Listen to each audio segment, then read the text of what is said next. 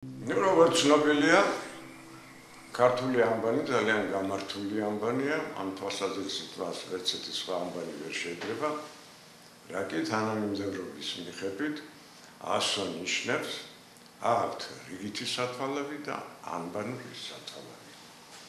როცა ასო ნიშანს აქვს ანბანური სათვალები, ასოს ნიშანზე ჰორიზონტალური ხაზი კეთდება და ესე იგი ასო ნიშანი უნდა წავიკითხოთ არა როგორც ბგერა ქანი, არამედ როგორც რიცხვი 600. აი ამის ნიმუშია ჯვრის ტაძარზე მაგალითად ჯვარი.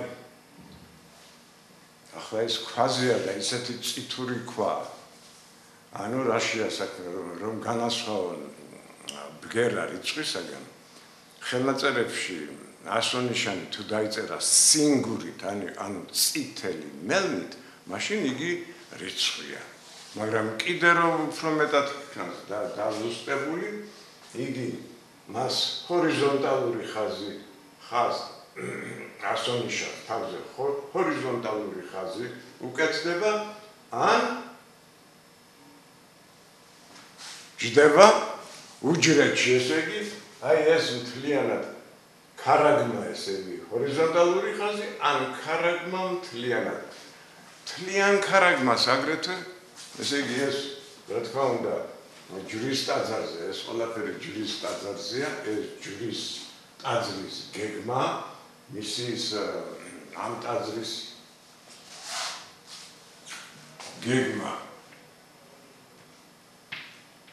ზუსტად 4 ჯვრიანი დროშის სიმბოლოა, იმიტომ რომ აი აქ ვერძი 4 ოთახია და 4 ოთახი ჯვარით არის დაგვირგვინებული, ხოლო აქ ჯვარი დგას და თვითონ ჯვრის ტაძარს ჯვრის მოყვანილობა აქვს. ჩვენ ეს უკვე განმარტეთ, ესე იგი, საქმე ის არის, რომ მცხეთის ჯვრის ტაძარში განხორციელებულია ერთიანი საქართველოს იდეა.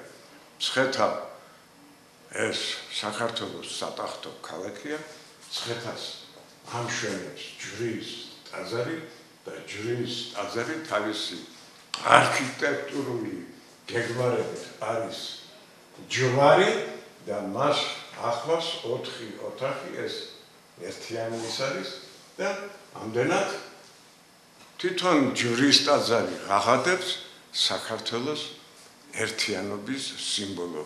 ესე იგი, ქართლი არის ქვეყანა ჩრდილოისა, ჩრდილოი ქვეყანა და ცენტრი ერთიანი საქართველოსი და ჩვენ უკვე ვიცით, რომ ამას აქვს ამ ქანს,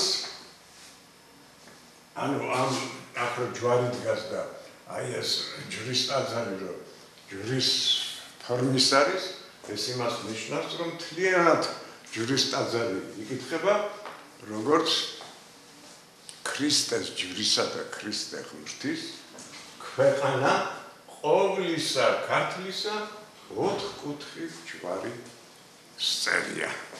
ახლა წარწერებში საქმე ის არის, რომ ჯვრის ტაძრის გუმბათის ყელზე არის ასეთი წითელ ქვაში ჩასმული რელიეფური ჯვარი. ეს ახლოდ რომ მივალთ ტაძართან არ ჩანს, მაგრამ ცოტა რომ ისე წითლად ისე გუის, რომ კარგად ჩანს. აი ეს არის ჯვარი, მაგრამ აქ რადგან ჯვარი ამისგან გასხვავებით, ტაძრისგან გასხვავებით, აქ ჯვარს აქვს ქანის 4 მნიშვნელობა, ანუ ბგერის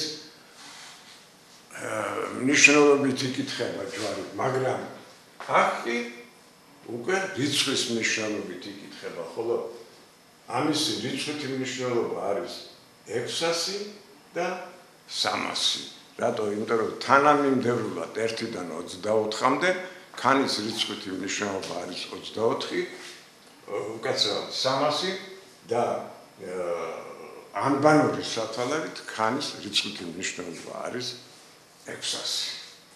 აი ამ ნიშანს, ესე იგი ეს ამ ნიშანს ვერ კითხულობენ იმის გამო, რომ სწორედ აი ვერ შეამჩნიეს, რომ ეს წითელ ქვაში, ანუ სინგურად დაწერილია, ამიტომ რიცხვით იმნიშნავს, ეს ჯვარი კი არ არის.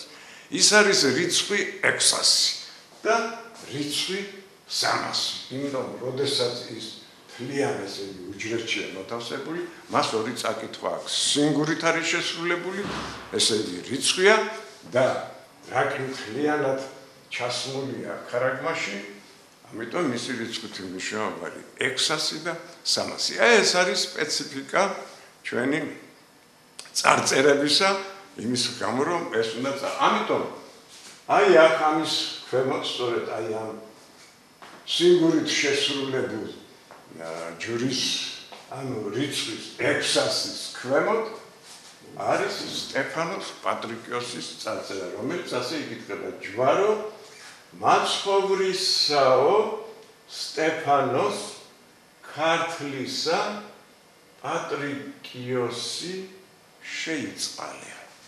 აი ამას ათარიღებენ. ამას დათარიღება არ არის საჭირო, იმიტომ რომ არსებობს წესი და ეს წესი შესრულებულია. ამ წარწერაში არის თარიღი. ახლა როგორ არის თარიღი? ჩვენ ხედავთ, რომ აქ არის ჯვარო მაცხოვრისაო სტეფანოს ქანი ძალიან უყურეთ როგორ არის ჩამოსული აქედან ზუსტად ანისა და პარის შორის არის მოთავსებული. ესე იგი გამყოფის ვერტიკალი ხორცს ანისაგან აშორებს პატრი. მერე გადატანილია პატრიკიოსი. აი ეს პატრი უნდა წავიკითხოთ როგორც რიგითი სათვალავი და არა ამბანური სათვალავი. იმიტომ რომ რიგითი სათვალავი როგორც ვიცით, ჰორიზონტალურად ასონიშანზე ჰორიზონტალური ხაზით ანბანური სათვალავი ჰორიზონტალურ ხაზს ან უჯრედში სვამენ, ოღონდ როდესაც ვერტიკალი მოვდის, თქვათ აი ამ ასონიშანს იგივე წითურით არის შესრულებული, მოვდის ვერტიკალი. მაშინ ის უნდა წავიკითხოთ როგორც 24. ესე იგი ქანი უნდა წავიკითხოთ. ამ შემთხვევაში აქ ქანი ბგერაა და ქართლისა წერია პატრიკიოსი შეიწყალე. მაგრამ რაკი უკვე ჩვენ მოცემული გვაქვს. წითურად ქანი უნდა წავიკითხოთ როგორც 600, ამიტომ ესე იგი ეს ქანი ამავე დროს უნდა წავიკითხოთ როგორც რიცხვი 400. ქართლისა პატრიკი უნდა წავიკითხოთ როგორც არის ანის, პარის და რაეს და ინის რიგითი სათვალავით უნდა. აი ეს ვერტიკალური ხაზი იმის მინიშნებულია, რომ თარიღია ეს პატრი ასონიშნების რიცხვითი მნიშვნელობა, ახლა დავწეროთ რიცხვითი მნიშვნელობა. ეს იქნება 17 და 1 მერე 21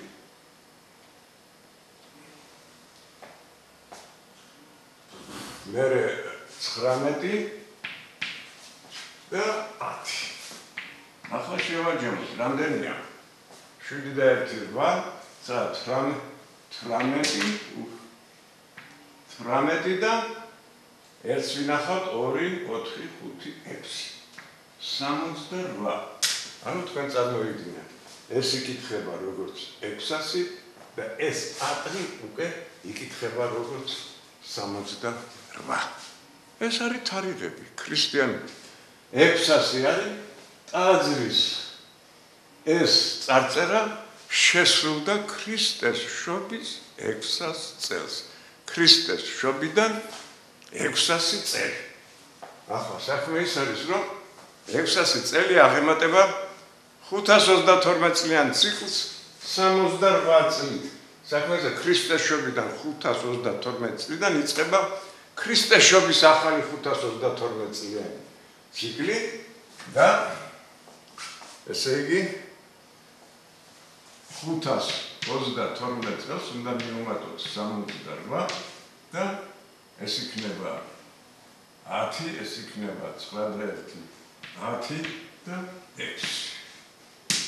ანუ ჯვარო მაცხოვრისაო სტეფანოს ქართლისა პატრიკიოსი შეიწყალე ქრისტეს შობით არის დათარიღებული 600 წლით და რიგითი სათვალავით 552-იანი ციკლიდან იწყება ქრისტეს შობის ახალი 552-იანი ციკლიდან მიდის ქრისტეს შობის 68 წელი, ესე იგი ორგზის არის ეს დათარიღებული, რომ შესრულებულია 600 წელს.